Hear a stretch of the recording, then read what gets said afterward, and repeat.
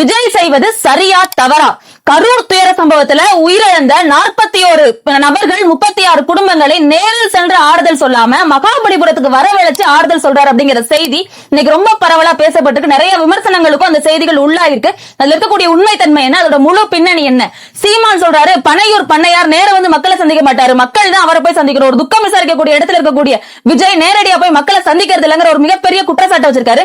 அந்த குற்றச்சாட்டினுடைய உண்மை தன்மை என்ன, அதுல இருக்கக்கூடிய நியாயம் என்ன அப்படிங்கிற விஷயத்தை பத்தி இந்த காணொலியில பார்க்க போறோம். வீடியோ முழுசா ஸ்கிப் பண்ணாம பாருங்க. நான் உங்கள் செல்வி, வாய்ஸ் ஆஃப் செல்வி சேனலை சப்ஸ்கிரைப் பண்ணிட்டு வீடியோ முழுசா ஸ்கிப் பண்ணாம பாருங்க.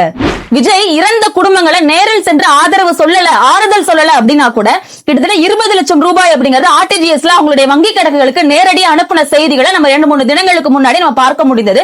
அப்படி இருக்கக்கூடிய பட்சத்துல ஏன் நேர்ல போகல அப்படிங்கிறதுக்கு நிறைய காரணங்களை தாவேக்கானவர் லிஸ்ட் அவுட் பண்றாங்க. முக்கியமான காரணங்கள் முதல்ல எஸ்ஓபி இஷ்யூஸ் தான். பாதுகாப்பு அப்படிங்கிறது சரியா விஜய்க்கு வழங்கப்படுமா அப்படிங்கிறது ஒரு பெரிய கேள்விக்குறி. அவருக்கான பாதுகாப்பையும் தாண்டி மக்களுக்கான பாதுகாப்பு அங்க வழங்கப்படுமா? ஏற்கனவே நடந்த கரூர் துயர சம்பவம் மாதிரி இன்னொரு முறை அங்க அப்படி ஒரு துயரம் நடந்துடக்கூடாது, உயிரிழப்புகளோ அல்லது ஏதாவது விபத்துகளுக்குள்ளோ ஆளாயிடக்கூடாது அப்படிங்கிறது ரொம்ப கான்சியஸா பாக்குறாங்க அப்படிங்கிற தகவல் வந்திருக்கு. என்ன காரணம் அப்படின்னா, திருச்சியில இருந்து அவர் வரும்பொழுது நிறைய இருசக்கர வாகனங்கள்ல இளைஞர்கள் அவரை பின்தொடர்ந்து வந்துட்டே இருந்தாங்க. அப்படி இருக்கும்பொழுது ஏதாவது ஆக்சிடென்ட்ஸ்க்கு உள்ளாகிடுவாங்களோ அப்படிங்கிற விஷயம் பார்க்கப்படுது. அதையும் தாண்டி கரூர்ல இருக்கக்கூடிய வேலுச்சாமிபுரம், அதுக்கு பக்கத்துல சுற்றுவட்டார பகுதிகள் இருக்கக்கூடிய மக்கள், திருப்பூர்ல இருந்து திண்டுக்கல்ல இருந்து நிறைய பேர் பார்வையாளர்கள் வந்துடுறாங்க. அவ்வளவு இடங்களை கடந்து அவர் போகிறப்போ ஒரு முக்கியமான இடத்துல காரை ஸ்டாப் பண்ணிட்டு உள்ள தெருக்கள் குறுகிய சந்துகளா இருக்கு. ஒரு 500 மீட்டர் இருக்கக்கூடிய அகலம் இருக்கக்கூடிய சந்துகள்ல அவர் போறப்போ சுற்றி மக்கள் கூட்டங்கள் அதிகமா திரள்வதற்கு வாய்ப்பு இருக்கு. அதனால மீண்டும் இதே மாதிரி ஒரு விபத்துக்கள் ஏற்படலாம் அப்படிங்கிற ஒரு சந்தேகமும் எழுது. இன்னொன்னு ரொம்ப முக்கியமான விஷயம் என்ன சொல்றாங்கன்னா, மண்டபங்கள்ல அனுமதி கிடைக்கல அப்படிங்கிற விஷயத்தை ரொம்ப ஸ்ட்ராங்கா வலியுறுத்திட்டே இருக்காங்க தாவேக்காவினர். என்ன காரணம்னு பாக்குறப்போ முக்கியமான பிரதானமான மண்டபங்கள்ல கேட்கிறப்போ அட்வான்ஸ் புக் ஆச்சு. ஆனா ஈவினிங் டைம் அட்வான்ஸ் மண்டபத்தினுடைய உரிமையாளர்கள் எல்லாருமே என்ன பண்ணாங்கன்னா ரிட்டர்ன் பண்றதுக்கு ஆரம்பிச்சாங்க. காரணம் என்னவா இருக்குங்கிறது நம்மளாம் இதை பத்தி பேசணும்னு அவசியம் இல்லை. அதுக்கு பின்னாடி என்னவா இருக்கும் நம்ம யோசிச்சு பார்த்தாலே ஆன்சர் கிடைச்சிடும். அப்படி இருக்கிறப்போ இந்த மாதிரி நிறைய நெருக்கடிகளுக்கு அவர் உள்ளாகிட்டே இருந்தாரு. சரி, காவல்துறையிட்ட போய் அனுமதி கேட்டா காவல்துறை பரிந்துரைத்த மண்டபம் அப்படிங்கிறது சுத்தி இருக்கக்கூடிய காம்பவுண்ட் வால் கூட இல்லாத ஒரு பாதுகாப்பு அற்ற தன்மையில் இருக்கக்கூடிய மண்டபங்கள் தான் அவங்க பரிந்துரைச்சாங்க அப்படிங்கிற ஒரு பெரிய குற்றச்சாட்டும் எழுது அப்படிங்கறத பாக்குறோம். அடுத்து பாக்குறப்போ அவதூறு அரசியல் அப்படிங்கறத இப்ப இருக்கக்கூடிய ட்ரெண்ட் அப்படின்னு பார்க்க முடியுது. கிட்டத்தட்ட இந்த சம்பவம் நடந்து 30 நாட்களாக பல கோடிகள் ரூபாய் செலவு செய்து விஜய்க்கு எதிரான பரப்புரைகள்ல ஆளும் கட்சியோ அல்லது விஜயனுடைய எதிர்த்தரப்பினரோ ஈடுபட்டு இருக்காங்க அப்படிங்கிற ஒரு பெரிய குற்றச்சாட்டு இப்ப தொடர்ந்து எழுதுறதை நம்மளால பார்க்க முடியுது. சமூக வலைதளங்கள் முழுக்க அரசியல் சார்ந்த அறிவை புகட்டாம வெறுப்பு அரசியலை மட்டுமே பரப்பிட்டு இருக்கக்கூடிய வேலையை செய்யறாங்களோ அப்படிங்கிற ஒரு பெரிய சந்தேகம் எழுந்திருக்கு அப்படிங்கறத பார்க்க முடியுது. என்ன காரணம்? முழுக்க ட்ரோல். விஜயனுடைய ஃபாலோவர்ஸ், ரசிகர் மன்றங்கள் அப்படி எப்படி மாறி இருக்குன்னா கட்சியினுடைய தொண்டர்களா மாறி இருக்கக்கூடிய காலகட்டத்துல அணில் குஞ்சுகள், தற்கூரி கூட்டம் போன்ற விமர்சனங்கள் அதிகமா பார்க்க முடியுது.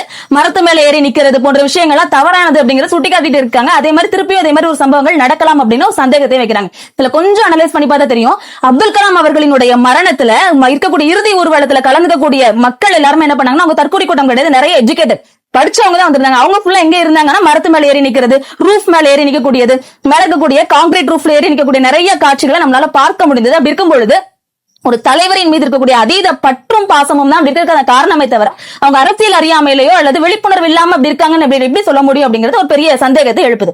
இன்னொன்னு என்னன்னா, ஒரு தலைவர் உருவாகிட்டு இருக்காரு அப்படின்னா அவருடைய இருக்கக்கூடிய அதிகப்படியான ஆர்வமும் ஈடுபாடும் தான் அந்த மக்கள் அந்த மாதிரியான செயல்களில் ஈடுபடுத்ததே தவிர தலைவர்களுக்கான பற்றாக்குறை தமிழ்நாட்டில் இருக்கு அப்படிங்கிறது ரொம்ப முக்கியமான விஷயமா நம்மளால பார்க்க முடியும். முன்னாடி காலத்துல கேட்டா காமராஜர், எம்ஜிஆர், ஜெயலலிதா, அண்ணா போன்ற தலைவர்களுக்கு கூடிய கூட்டங்கள் இப்ப அப்படியே ரொம்ப பேரலா விஜய்க்கு கூடுது அப்படிங்கிறது கண்கூடு. அப்படி இருக்கிறப்போ தலைவர்களுக்கான பற்றாக்குறை, இப்ப இருக்கக்கூடிய தலைமைத்துவத்தில் இருக்கக்கூடிய வெற்றிடம் அப்படி இருக்கும்போது ஒரு தலைவர் அதை நிரப்ப வர்றாரு அப்படின்னா நம்மளால தற்காலத்துல யாரும் சொல்ல முடியும்னு யோசிச்சு பாக்குறப்ப அந்த இடத்தை ஃபில் பண்றதுக்கு எந்த தலைவர்களுமே இல்ல. அது ஆளும் கட்சியா இருந்தாலும் சரி, எதிர்கட்சியா இருந்தாலும் சரி, ஒரு ஃபெமிலியர் இருக்கக்கூடிய ஃபேஸா இருந்தாலும் சரி, ஒரு பாப்புலாரிட்டி இருக்கக்கூடிய முகமா இருந்தாலும் சரி, அல்லது மக்கள் மீது அதீத அன்பும் அக்கறையும் இருக்கக்கூடிய நபர்கள் ரொம்ப குறைவு அப்படிங்கிறதுனால அந்த இடத்தை நிரப்புவார் அப்படிங்கிற நம்பிக்கையை மக்கள் முழுக்க விஜய் மேல வைக்கக்கூடியது அந்த கூட்டங்கள் இந்த மாதிரியான செயல்கள் ஈடுபடுறதுக்கு காரணமா இருக்கலாம். அப்ப முழுக்க எஸ்ஓபி கொடுக்க வேண்டியது யாரு அப்படின்னா தமிழ்நாடு அரசாங்கமும் காவல்துறையும் தான் அந்த பணியை எடுத்துக்கணும். என்ன காரணம் பாக்குறோம், தாவேக்காவினர் தான் முதல்ல கோர்ட்ல எஸ்ஓபி வேணும் அப்படிங்கிற முதல்ல கேஸ் நடத்தினதே அவங்க தான். பிரச்சார கூட்டங்களுக்கு எஸ்ஓபி இல்லாம கூட்டங்கள் நடத்த அனுமதி கொடுக்க கூடாதுன்னு ரொம்ப ஸ்ட்ரிக்டா வலியுறுத்தி தமிழ்நாட்டிலேயே முதல் கேஸ் போடுறது தாவேக்காவினர் அப்படின்னு அவங்க ஓரளவுக்கு அவங்களுடைய ஸ்டேட்மெண்ட் கொடுக்கறதுக்கு ஆரம்பிக்காங்க. அதுக்கான ஆர்டர் ஹைகோர்ட்ல வந்ததுக்கு அப்புறமும் இந்த நிலைமை இன்னைக்கு வரைக்குமே அதற்கான எந்த ஒரு செயல்படுத்துதலையும் தமிழ்நாடு அரசு மேற்கொள்ளல அப்படிங்கிற ஒரு பெரிய குற்றச்சாட்டையும் வைக்கிறத நம்மளால பார்க்க முடியுது. இப்படி போயிட்டே இருக்கிறப்போ அடுத்து பாக்குறோம், கொள்கை தலைவர்கள் மீது இப்ப நிறைய விமர்சனங்கள் பண்றதுக்கு ஆரம்பிக்கிறாங்க. சீமான் பேசக்கூடிய இந்த கடந்த 2 தினங்களா ரொம்ப அதிகமாக விமர்சனம் வச்சுட்டே இருக்காரு. இறந்தவர்கள் எப்படியோ அறியாமையினாலோ அரசியல் விழிப்புணர்வு இல்லாமலோ அங்க இருக்கக்கூடிய பாதுகாப்பின்மை காரணமாகவோ கூட்ட நெரிசல்லையோ உயிரிழந்தது நமக்கு தெரியும். மதுரை மீனாட்சி அம்மன் கோயில் இருக்கக்கூடிய திருவிழாவா இருந்தாலும் சரி, அழகர் கோயில் திருவிழாவா இருந்தாலும் சரி, எவ்வளவு மக்கள் பெருந்திரளா கூடுறாங்கிறது நம்ம பாக்குறோம். அப்படி இருக்கும்போது கூட்டங்கள் அப்படிங்கிறது தமிழ்நாட்டுல புது விஷயம் கிடையாது, ரொம்ப நார்மலா அஸ்யூஷுவலா நடக்கக்கூடிய விஷயங்கள். அப்படி இருக்கிறப்போ மெத்தன போக்கு தான் மக்களினுடைய உயிரிழப்புக்கு காரணமா இருக்குங்கிறத கூட கொஞ்சம் கூட யோசிக்காம இறந்தவர்களின் மீது பழி போடக்கூடிய விஷயத்தை தொடர்ந்து பார்க்க முடியுது.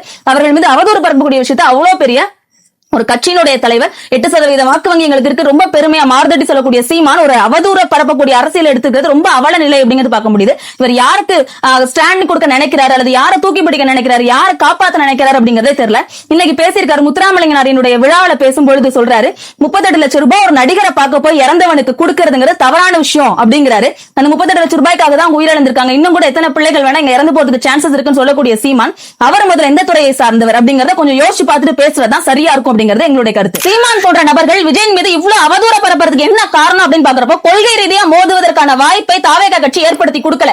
என்ன காரணம் பாக்குறப்போ கொள்கை தலைவர்கள் திராவிட இயக்கங்களை சார்ந்த பெரியார் போன்ற தலைவர்களும் இங்க அம்பேத்கர் போன்ற தலைவர்களும் வராங்க.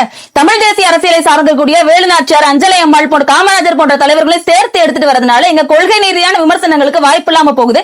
அப்படி இருக்கிறப்போ பர்சனல் கேரக்டர் அசாசினேஷன் போன்ற விஷயங்கள்ல தான் திமுக இருந்தாலும் சரி, நாம் தமிழரா இருந்தாலும் சரி, எல்லா கட்சிகளுமே ஈடுபடுறதை நம்மளால பார்க்க முடியுது.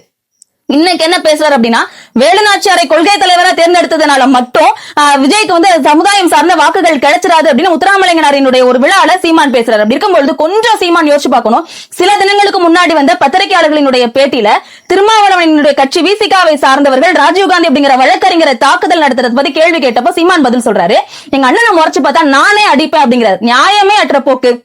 உயர் நீதிமன்றமே சொல்லிருக்கு திருமாவளவன் மீது நிறைய தவறுகள் இருக்கு அப்படின்னு இருக்கும்போது தவறுகள் சார்ந்து நியாயம் பேசக்கூடிய சீமான் முத்துராமலிங்கனாரினுடைய மேடையில நிக்கிறதுக்கே தகுதியற்றவர். அப்புறம் எப்படி அவர் வேலுநாச்சியாரை பத்தி பேசலாம்?